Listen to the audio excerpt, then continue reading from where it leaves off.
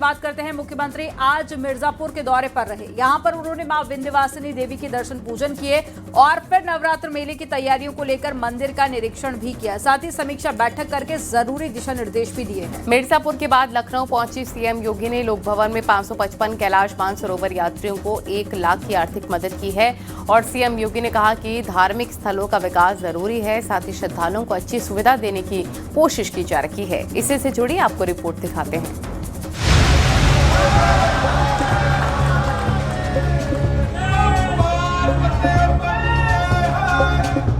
मुख्यमंत्री योगी आदित्यनाथ मिर्जापुर पहुंचे। उन्होंने मां विंध्यवासिनी देवी का दर्शन पूजन किया। उसके बाद नवरात्र मेले की तैयारी को लेकर मंदिर का निरीक्षण भी किया। साथ ही अष्टभुजा गेस्ट हाउस पर मेले को लेकर समीक्षा बैठक कर आवश्यक दिशा निर्देश दिया। डीएम ने नवरात्र मेला की तैयारी के संबंध में मुख्यमंत्री को तैयारियों की जानकारी दी। सीएम योगी ने अधिकारियों को निर्देश दिया कि तय वक्त पर काम पूरा कर लिया जाए ताकि मेले के दौरान श्रद्धालुओं को किसी तरह की परेशानी न हो। लखनऊ के लोक भवन में सीएम योगी ने 555 कैलाश मानसरोवर यात्रियों को 1 लाख की आर्थिक मदद दी। सीएम योगी ने कहा कि धार्मिक स्थलों का विकास जरूरी है, साथ ही श्रद्धालुओं को अच्छी सुविधा देने की कोशिशें जारी हैं। लखनऊ में भी, अयोध्या में भी, काशी में भी, प्रयागराज में, चित्रकूट में, विंध्यवासिनी धाम में, नैमिषारण्य में, मथुरा वृंदावन में, सुख तीर्थ में, बौद्ध पर्यटन से जुड़े हुए केंद्रों में, अन्य तीर्थ स्थलों में पर्यटन के लिए और पर्यटकों के लिए ढेर सारी सुविधाएं पिछले 8-9 वर्षों के अंदर सरकार ने उपलब्ध करवाई हैं।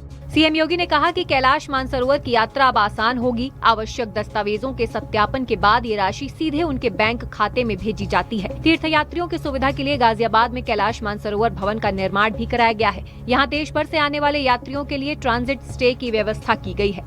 Bureau report, news 18, Uttar Pradesh, Uttarakhand.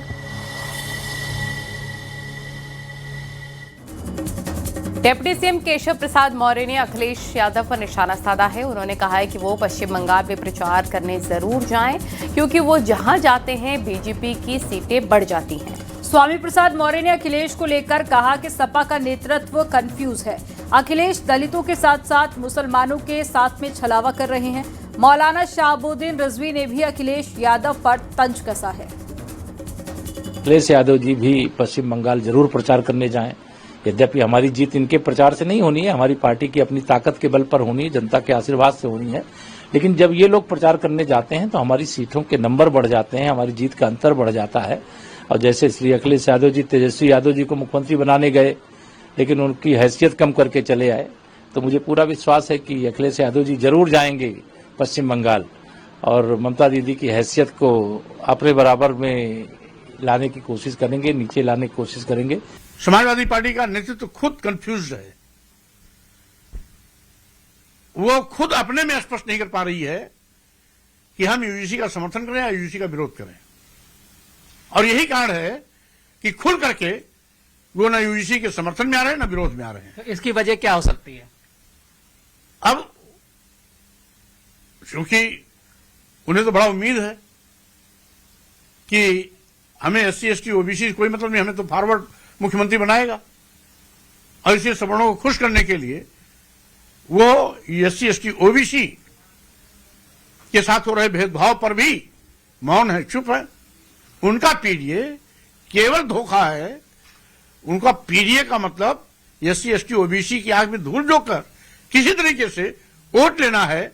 उनकी नजरों पर वो भाजपा विरोधी ऐनक है और वो इसी तरीके से गवर्नमेंट के ऑफिसरान के, कर्मचारियों के तबादलों को भी उसी ऐनक से देखते हैं।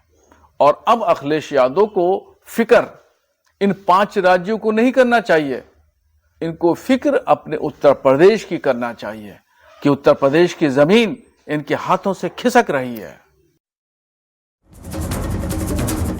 मायावती ने काशीराम पर एसपी कांग्रेस को चेतावनी देते हुए सोशल मीडिया पर पोस्ट किया और लिखा कि काशीराम की पार्टी बीएसपी है, जिसका एकमात्र उत्तराधिकारी बीएसपी की राष्ट्रीय अध्यक्ष है। वहीं मायावती पर एसपी कांग्रेस ने भी पलटवार किया है। मंत्री ओपी राजभर ने कहा है कि जब एसपी कांग्रेस की सरकार थी तब उन्होंने कभी सम्मान नहीं दिया। कांशीराम नगर का नाम बदलकर कासगंज कर दिया। इसी से जुड़ी आपको रिपोर्ट दिखाते हैं।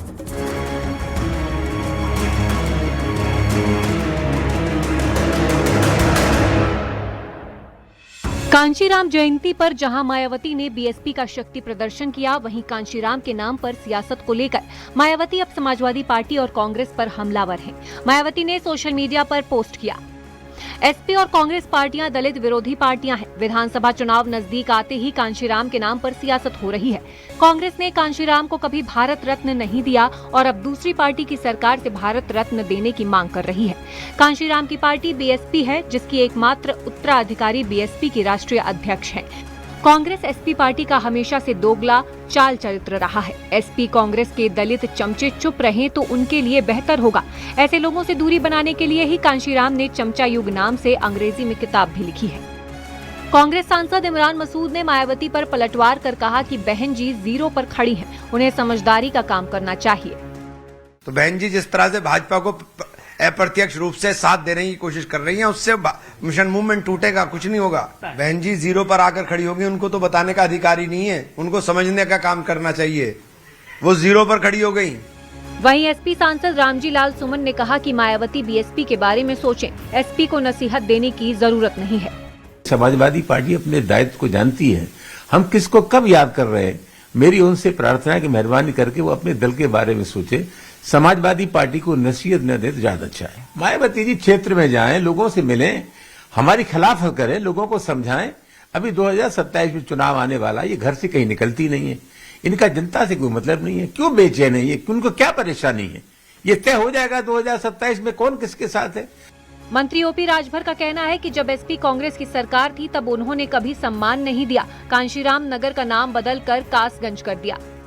कांग्रेस की और सपा की मिलीजुली सरकार देश में थी, तब उन्होंने कांशीराम जी को भारत रत्न देने की बात नहीं की, उनको सम्मानित करने की बात नहीं की। मायावती जी ने कासगंज जिले का नाम कांशीराम नगर रखा। समाजवादी पार्टी की सरकार आई तो उसका नाम बदल दिया, फिर कासगंज कर दिया। ये इतने ही तैसी हैं कांशीराम जी के। कांशीराम के नाम पर एसपी कांग्रेस जिस तरह से सियासत कर रही है, उसे लेकर मायावती ने साफ कर दिया है कि बीएसपी के वोटों को वो इतनी आसानी से अलग होने नहीं देंगी। Bureau report, news 18, Uttar Pradesh, Uttarakhand.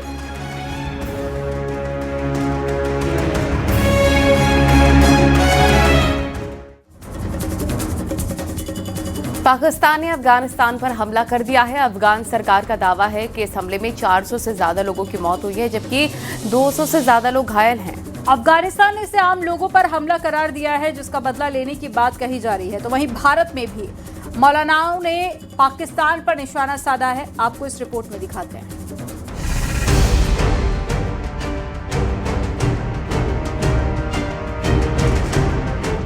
Pakistan ने एक बार फिर कायराना हरकत की और पड़ोसी मुल्क अफगानिस्तान पर बड़ा हमला कर दिया।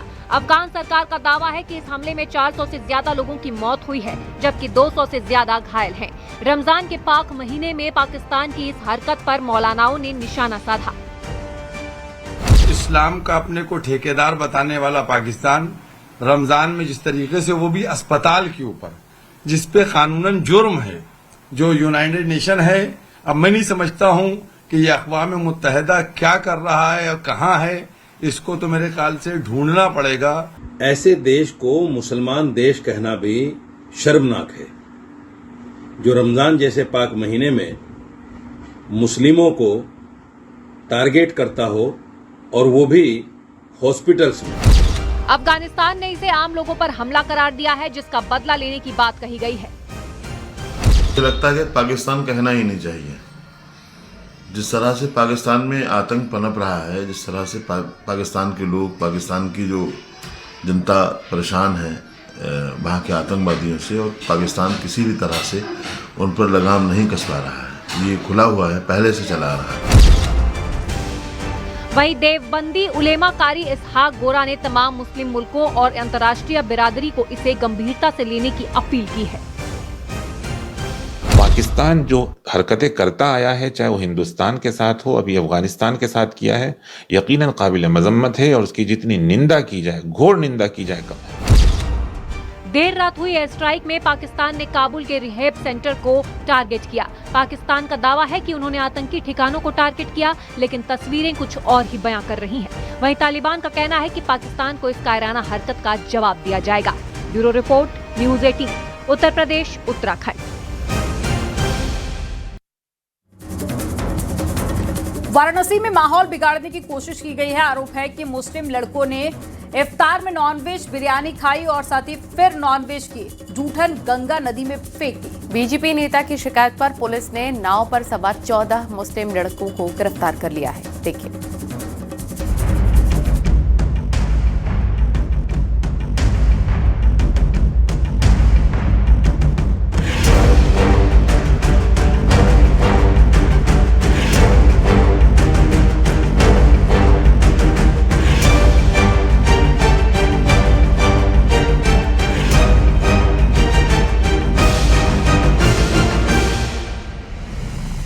धर्मनगरी वाराणसी में गंगा नदी के बीच नाव पर आयोजित इफ्तार पार्टी का वीडियो वायरल होने के बाद कानूनी कार्रवाई की गई।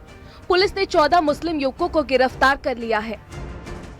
बनारस का माहौल बिगाड़ने की एक बड़ी साजिश गंगा के गोद में नजर आई, जहां मुस्लिम युवकों द्वारा इफ्तार पार्टी में चिकन बिरयानी का उपयोग किया। वीडियो 2 दिन पुराना है और वीडियो वायरल होने के बाद खासा हंगामा हुआ, जिसके बाद बीजेपी के एक नेता, युवा नेता ने, रजत जायसवाल ने वाराणसी के कोतवाली थाने में इन तमाम वीडियो के खिलाफ मुकदमा दर्ज करने के लिए तहरीर दी और कार्रवाई की मांग की। बीजेपी नेता की ओर से शिकायत की गई थी, जिसमें गंगा नदी में नॉनवेज खाने के बाद हड्डियां फेंकने से धार्मिक भावनाएं आहत होने की बात कही गई थी। तत्काल मुकदमा पंजीकृत किया गया। मुकदमा पंजीकृत करने के उपरांत जगह जगह टीम गठित करके इसमें कार्रवाई के लिए हमने टीम बनाई, जिसमें अभी तक जो 14 लोग थे वो उनकी पहचान की गई तथा उनको अभी गिरफ्तार किया गया है। गिरफ्तार 14 मुस्लिम लड़के गंगा में नाव लेकर नॉनवेज खाना लेकर इफ्तार पार्टी मना रहे थे। गिरफ्तार लड़कों पर धार्मिक भावनाओं को ठेस पहुंचाने और बाकी धाराओं में केस दर्ज किया गया है। ये घटना वाराणसी में रामनवमी और अन्य धार्मिक आयोजनों के बीच संवेदनशील माहौल में हुई है।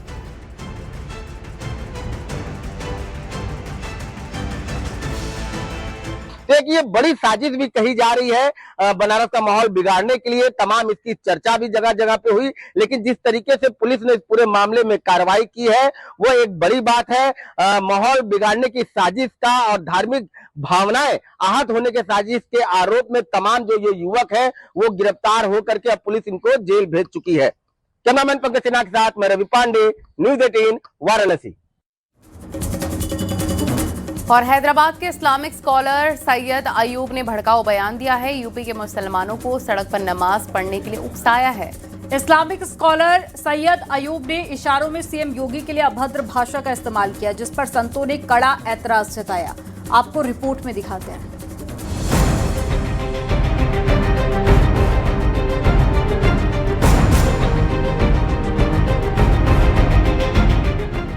हैदराबाद के इस्लामिक स्कॉलर सैयद अयूब ने यूपी के मुसलमानों को सड़क पर नमाज पढ़ने के लिए उकसाया है।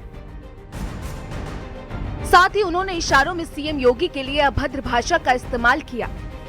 संभल नहीं, पूरे हिंदुस्तान में रोड पर नमाज अदा की जाएगी इंशाल्लाह। ईदगाह फुल हो गए तो रोड पर मुसलमान आकर नमाज पढ़ेंगे, मुसलमानों को रोक कर दिखाएंगे। रोड पर नमाज पढ़ने नहीं देंगे, रोड पर नमाज पढ़ेंगे तो हम केसेस बुक करेंगे, हम जेलों में डालेंगे।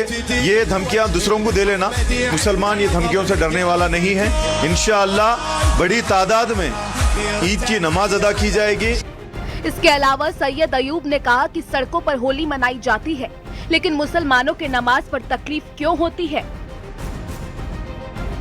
रोड पर मासूम बच्चियों के साथ गलत काम किया जाता है, रोड पर होली मनाई जाती है, रोड पर ना जाने कैसे कैसे काम होते हैं, रोड पर जैसे मुसलमानों को नाजायज नाम पूछकर मारा जाता है, लेकिन रोड पे नमाज अदा करने पर बहुत तकलीफ हो रही है। इसको पेट में दर्द हो रहा।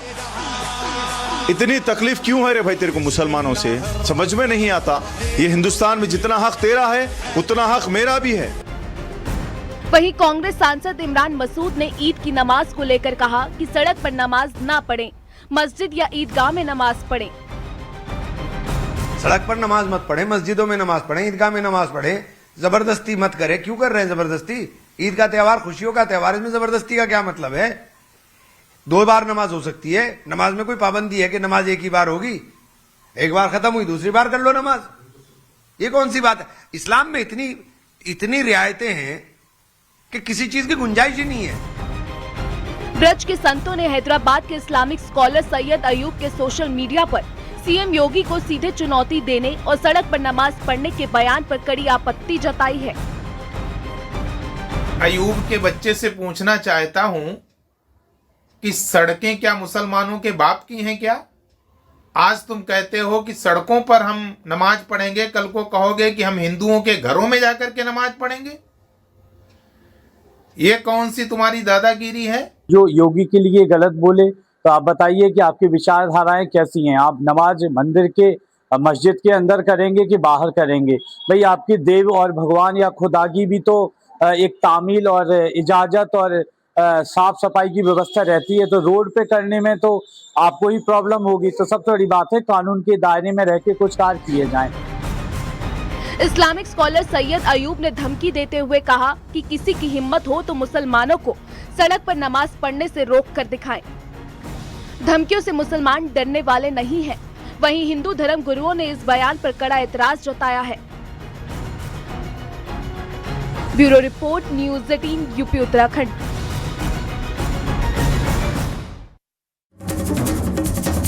सहारनपुर स्थित सिद्धपीठ मां शाकुंभरी देवी मंदिर क्षेत्र में हिंदुवादी संगठन की तरफ से गैर हिंदुओं का प्रवेश वर्जित है। लिखे हुए पोस्टर और होर्डिंग लगाने से विवाद शुरू हो गया है। वहीं आपत्तिजनक पोस्टर पुलिस ने हटा भी दिए हैं। कुछ लोगों के खिलाफ केस भी दर्ज किया गया है। शाकुंभरी देवी मंदिर में गैर हिंदुओं की एंट्री को लेकर यशवीर महाराज ने भी चेतावनी दी है। देखिए।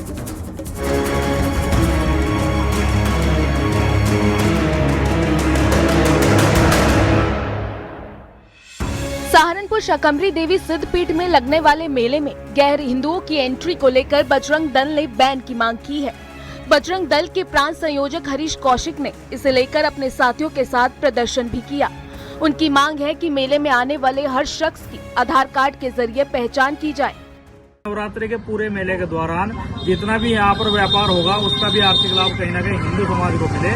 और यदि शासन प्रशासन इस मेले के दौरान यहाँ पर गैर हिंदुओं का, चाहे वो ई रिक्शा चलाने वाला हो, चाहे वो क्या नाम है किसी भी रूप में यहाँ पर मेले में दुकान लगाने वाला हो, बंद नहीं करता है तो इस क्षेत्र का हिंदू समाज उन्हें मुंह तोड़ जवाब देगा और यहाँ पर उनको खदेड़ने का करेगा। मां शाकंभरी देवी संघर्ष समिति की ओर से क्षेत्र में फ्लैक्स और पोस्टर लगवाए गए। वहीं एसपी देहात ने बताया कि कुछ आपत्तिजनक पोस्टर लगाए गए थे जिन्हें पुलिस ने हटा दिया है। कुछ लोगों के खिलाफ केस भी दर्ज किया गया है। थाना मिर्जापुर को सूचना प्राप्त हुई कि मां शाकुंभरी देवी सिद्धपीठ मंदिर के आसपास कुछ लोगों द्वारा आपत्तिजनक पोस्टर और बैनर लगा दिए गए हैं। इस सूचना पर थाना मिर्जापुर पर सुसंगत धाराओं में अभियोग पंजीकृत कर लिया गया है। स्थानीय पुलिस द्वारा लगे हुए आपत्तिजनक पोस्टर और बैनर को वहां से हटा दिया गया है तथा इस प्रकरण में प्रभावी वैधानिक कार्रवाई सुनिश्चित की जाएगी। शाकुंभरी देवी मंदिर में गैर हिंदुओं की एंट्री को लेकर यशवीर महाराज ने भी चेतावनी दी है। और यदि वहां पर कोई मिला तो मैं सभी हिंदुओं से कहना चाहूंगा, जब भी आप लोग वहां जाएं, किसी भी दुकान से सामान खरीदे तो चेक करें, आधार कार्ड भी चेक करें। और यदि कोई थूक मूत्र जिहादी गैंग का वहां पर दुकान करता मिला या घूमता हुआ मिला तो उसको मेले से बाहर करें। हिंदू संगठनों की दलील है कि ये मेला सनातन धर्म का मेला है, इसलिए गैर हिंदू मेले में किसी भी प्रकार की दुकान ना लगाएं। अगर ऐसा होता है तो दुकान लगाने वालों को मेले से बाहर किया जाएगा। वहीं पुलिस प्रशासन लगातार मॉनिटरिंग कर रहा है ताकि त्योहारों के महीने में माहौल ना बिगड़े। Bureau report, news 18 UP Uttarakhand.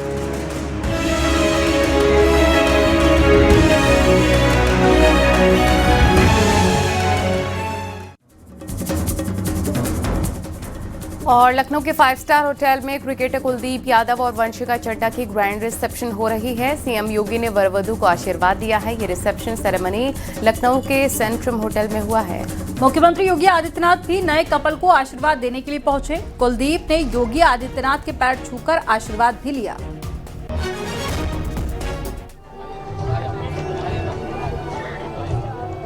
ये तस्वीरें आपको दिखा रहे हैं, कुछ ही देर पहले की ये तस्वीरें हैं। जब मुख्यमंत्री योगी आदित्यनाथ पहुंचे थे नए कपल को आशीर्वाद देने के लिए और कुलदीप यादव ने मुख्यमंत्री योगी आदित्यनाथ के पैर छूकर आशीर्वाद भी लिया है। तो तस्वीरें आपके सामने हैं कुलदीप और वंशिका के रिसेप्शन की, और हाल ही में दोनों की शादी हुई थी मसूरी में, और अब लखनऊ में रिसेप्शन आज हो रहा है जिसमें कई वीवीआईपी गेस्ट पहुंचे हैं। मुख्यमंत्री योगी आदित्यनाथ भी पहुंचे और क्रिकेट जगत के कई खिलाड़ी भी रिसेप्शन में शामिल हुए।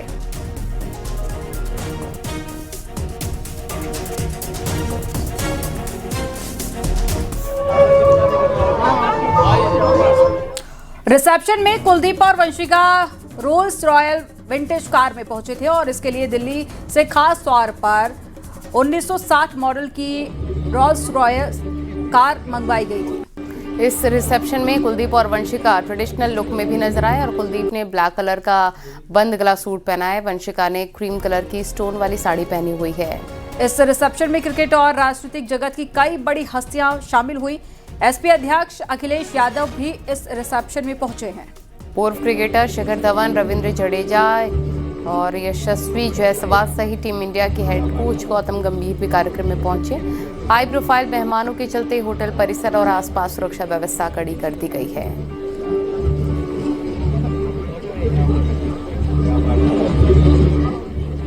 ये तस्वीरें आप देख रहे हैं, अखिलेश यादव भी पहुंचे हुए थे कुलदीप यादव के रिसेप्शन में। रोल्स रॉयस विंटेज कार में पहुंचे कुलदीप, ट्रेडिशनल लुक में नजर आए। क्रिकेट जगत और पॉलिटिकल जगत से भी कई लोग यहां पर पहुंचे हुए थे दोनों को आशीर्वाद देने के लिए।